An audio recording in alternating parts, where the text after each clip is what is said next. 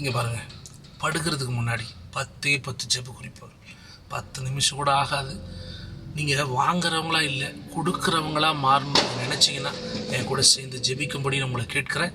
முதல் ஜெப குறிப்பு, அதாவது பெற்ற ஆசீர்வாதத்தை பகிர்ந்து கொடுக்குற ஒரு மனத்தை எனக்கு கொடுங்கப்பா, அந்த நிலைமை எனக்கு கொண்டு போங்கப்பான்னு சொல்லி ஜெபம் பண்ணிவிட்டு இந்த இரவு படுங்க.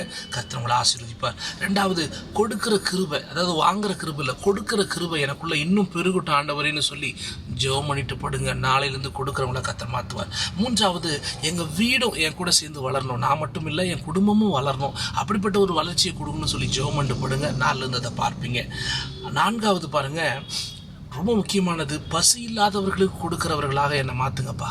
தேவை உள்ளவங்களுக்கு கொடுக்குறவனா இல்லை, பசி உள்ளவர்களுக்கு நான் கொடுக்கணும், அப்படி நான் கொடுக்கணும், நான் மாற்றுங்க. ஜெபம் பண்ணிட்டு படுங்க. கர்த்தர் அப்படி உங்களை நகர்த்துவார். ஐந்தாவது, உங்கள் பிள்ளைகளுக்கும் உங்கள் கணவருக்கும் உங்கள் மனைவிக்கும் உங்கள் குடும்பத்துக்கும் அந்த மனசு வேணும் ஆண்டவரேன்னு சொல்லி ஜெபம் பண்ணிட்டு படுங்க. தேவன் அப்படியே நடத்துவார்.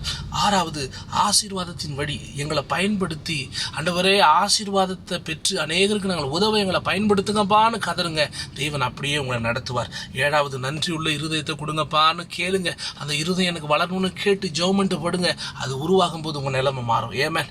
எட்டாவது பாருங்க, சமூகத்தில் நல்ல சாட்சியப்பா, சாட்சி கெட்டவர்களாக இருக்கக்கூடாது ஆண்டவரே, பணம் இல்லாதவர்களாக சாட்சி கெட்டவர்களாக நான் இருக்கக்கூடாது, என் நிலைமையை மாற்றுங்கப்பான்னு சொல்லி ஜெபம் பண்ணுங்க.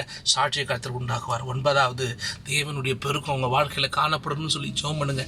நிச்சயம் கர்த்தர் அதை செய்வார்.